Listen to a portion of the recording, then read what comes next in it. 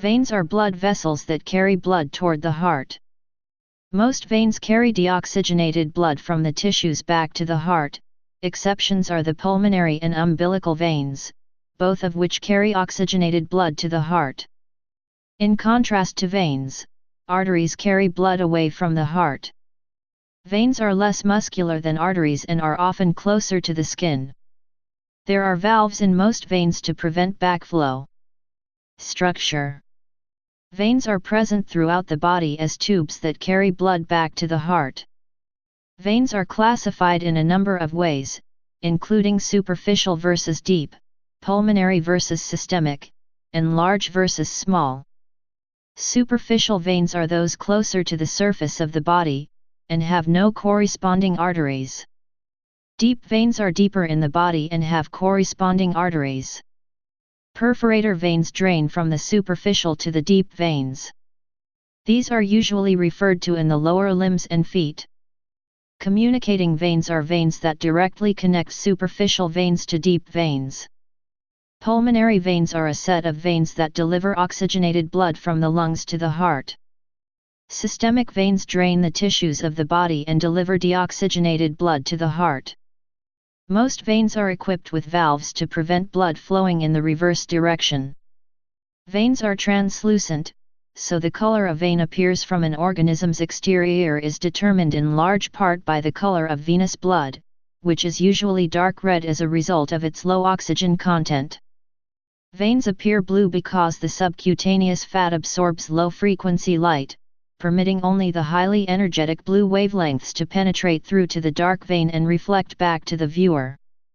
The color of a vein can be affected by the characteristics of a person's skin, how much oxygen is being carried in the blood, and how big and deep the vessels are.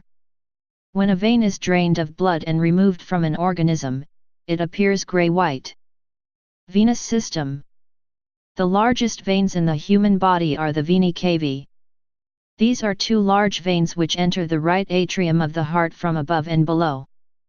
The superior vena cava carries blood from the arms and head to the right atrium of the heart, while the inferior vena cava carries blood from the legs and abdomen to the heart. The inferior vena cava is retroperitoneal and runs to the right and roughly parallel to the abdominal aorta along the spine. Large veins feed into these two veins, and smaller veins into these. Together this forms the venous system. Whilst the main veins hold a relatively constant position, the position of veins person to person can display quite a lot of variation. The pulmonary veins carry relatively oxygenated blood from the lungs to the heart. The superior and inferior venae cavae carry relatively deoxygenated blood from the upper and lower systemic circulations, respectively. The portal venous system is a series of veins or venules that directly connect two capillary beds. Examples of such systems include the hepatic portal vein and hypophyseal portal system. The peripheral veins carry blood from the limbs and hands and feet. Microanatomy.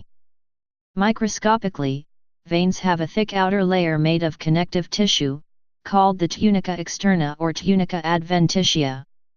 There is a middle layer of bands of smooth muscle called tunica media, which are, in general, much thinner than those of arteries, as veins do not function primarily in a contractile manner and are not subject to the high pressures of systole, as arteries are.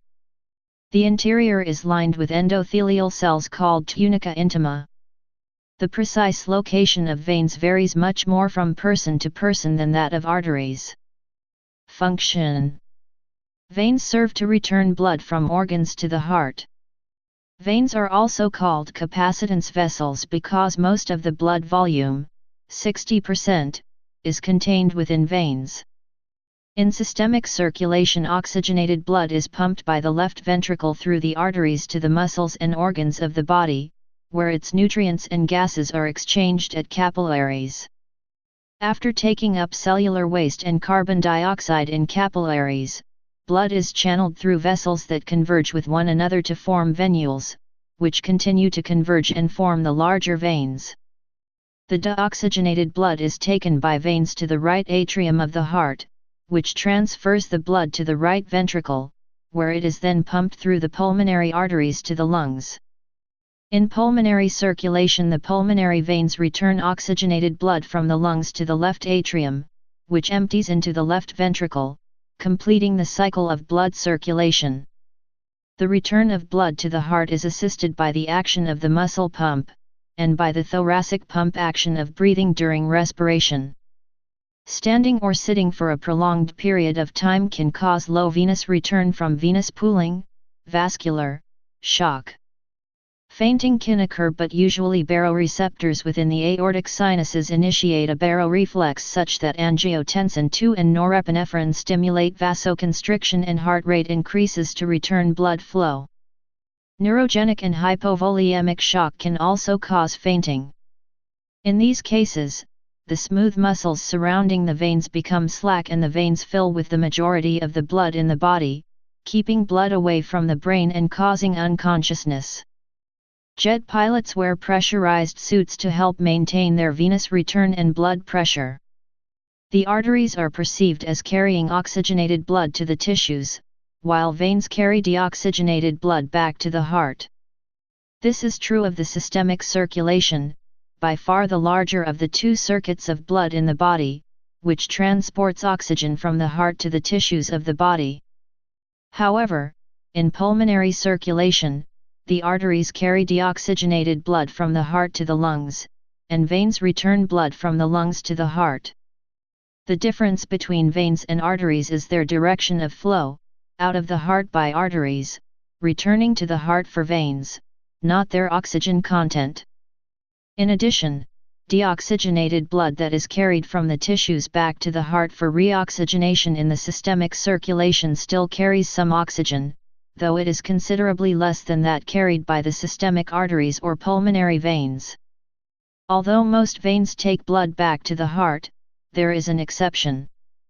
Portal veins carry blood between capillary beds. For example, the hepatic portal vein takes blood from the capillary beds in the digestive tract and transports it to the capillary beds in the liver. The blood is then drained in the gastrointestinal tract and spleen, where it is taken up by the hepatic veins, and blood is taken back into the heart. Since this is an important function in mammals, damage to the hepatic portal vein can be dangerous. Blood clotting in the hepatic portal vein can cause portal hypertension, which results in a decrease of blood fluid to the liver. Clinical significance. Diseases. Venous insufficiency. Venous insufficiency is the most common disorder of the venous system, and is usually manifested as spider veins or varicose veins. Several varieties of treatments are used, depending on the patient's particular type and pattern of veins and on the physician's preferences. Treatment can include endovenous thermal ablation using radiofrequency or laser energy, vein stripping, ambulatory phlebectomy, foam sclerotherapy, lasers, or compression. Post-phlebitic syndrome is venous insufficiency that develops following deep vein thrombosis. Deep vein thrombosis. Deep vein thrombosis is a condition in which a blood clot forms in a deep vein. This is usually the veins of the legs, although it can also occur in the veins of the arms. Immobility, active cancer, obesity, traumatic damage, and congenital disorders that make clots more likely are all risk factors for deep vein thrombosis. It can cause the affected limb to swell, and cause pain and an overlying skin rash. In the worst case, a deep vein thrombosis can extend, or a part of a clot can break off and land in the lungs, called pulmonary embolism. The decision to treat deep vein thrombosis depends on its size, a person's symptoms, and their risk factors. It generally involves anticoagulation to prevent clots or to reduce the size of the clot. Portal hypertension. The portal veins are found within the abdomen and carry blood through to the liver. Portal hypertension is associated with cirrhosis or disease of the liver, or other conditions such as an obstructing clot, Budd-Chiari syndrome, or compression from tumors or tuberculosis lesions. When the pressure increases in the portal veins, a collateral circulation develops, causing visible veins such as esophageal varices. Other. Thrombophlebitis is an inflammatory condition of the veins related to blood clots. Imaging. Ultrasound, particularly duplex ultrasound, is a common way that veins can be seen. Veins of clinical significance. The Batson venous plexus, or simply Batson's plexus, runs through the inner vertebral column connecting the thoracic and pelvic veins. These veins get their notoriety from the fact that they are valveless, which is believed to be the reason for metastasis of certain cancers. The great Saphenous vein is the most important superficial vein of the lower limb. First described by the Persian physician Avicenna, this vein derives its name from the word Saphena, meaning hidden. This vein is hidden in its own facial compartment in the thigh and exits the fascia only near the knee. Incompetence of this vein is an important cause of varicose veins of lower limbs. The Thebetian veins within the myocardium of the heart are valveless veins that drain directly into the chambers of the heart. The coronary veins all empty into the coronary sinus, which empties into the right atrium. The dural venous sinuses within the dura mater surrounding the brain receive blood from the brain and also are a point of entry of cerebrospinal fluid from arachnoid villi absorption. Blood eventually enters the internal jugular vein. Phlebology. Phlebology is the medical specialty devoted to the diagnosis and treatment of venous disorders. A medical specialist in phlebology is termed a phlebologist. A related image is called a phlebograph. The American Medical Association added phlebology to their list of self-designated practice specialties in 2005. In 2007, the American Board of Phlebology, ABPH, subsequently known as the American Board of Venous and Lymphatic Medicine, ABVM, was established to improve the standards of phlebologists and the quality of their patient care by establishing a certification examination, as well as requiring maintenance of certification. Although as of 2017 not a member board of the American Board of Medical Specialties, ABMs, the American Board of Venous and Lymphatic Medicine uses a certification exam based on ABM standards. The American College of Phlebology, ACP, one of the largest medical societies in the world for physicians and allied health professionals working in the field of phlebology, has 2,000 members. The ACP encourages education and training to improve the standards of medical practitioners and the quality of patient care.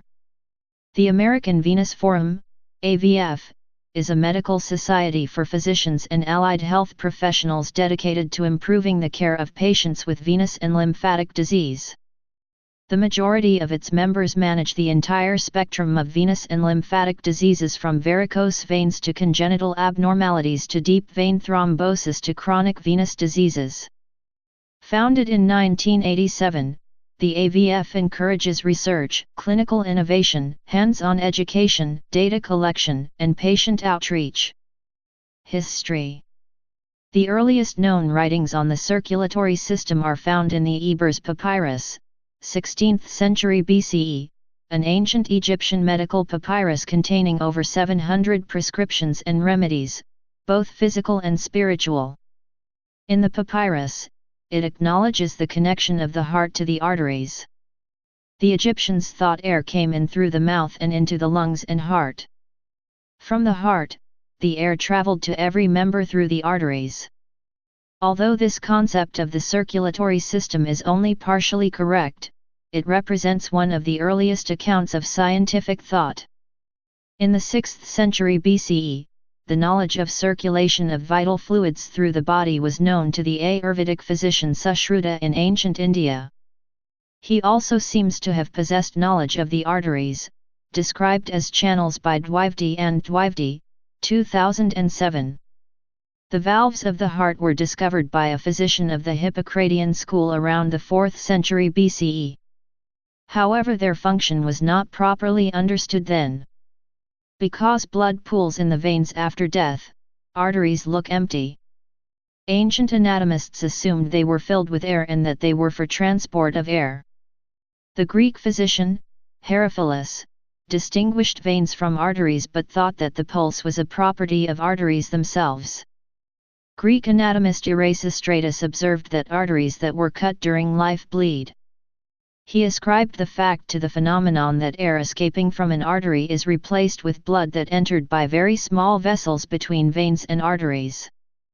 Thus he apparently postulated capillaries but with reversed flow of blood.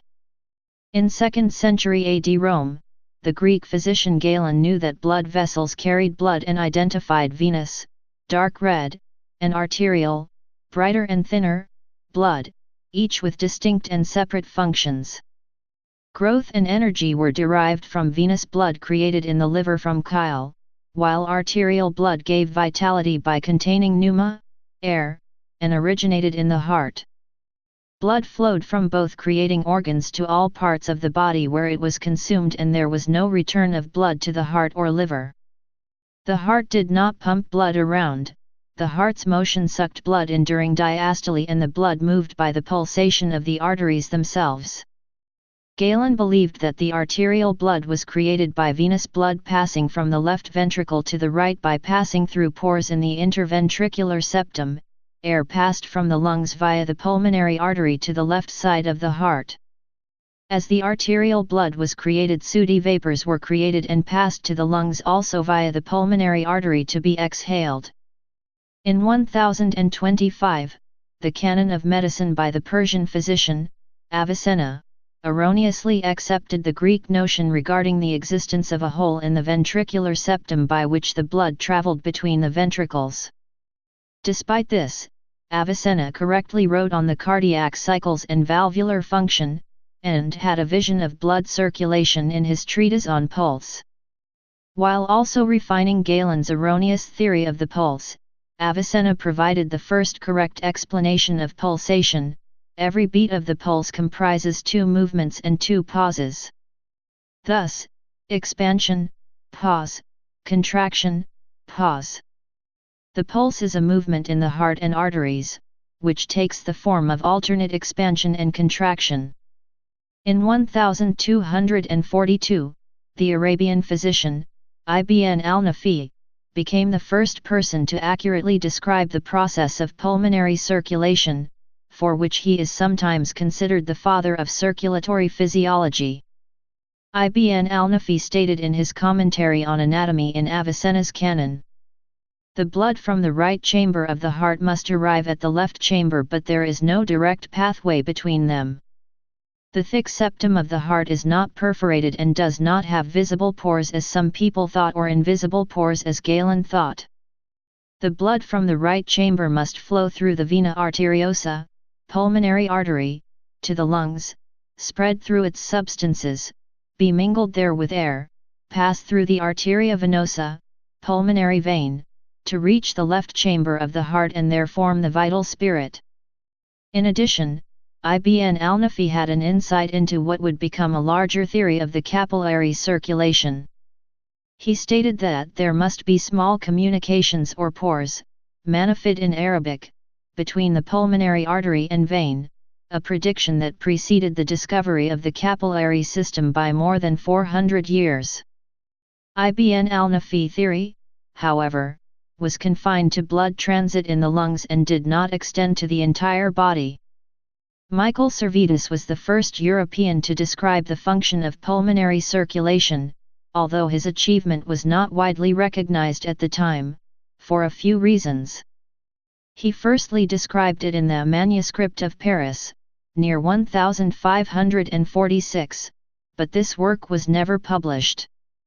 And later he published this description, but in a theological treatise, Christianismi Restitutio, not in a book on medicine. Only 3 copies of the book survived, but these remained hidden for decades. The rest were burned shortly after its publication in 1553 because of persecution of Servetus by religious authorities. Better known discovery of pulmonary circulation was by Vesalius's successor at Padua, Rildo Colombo, in 1559.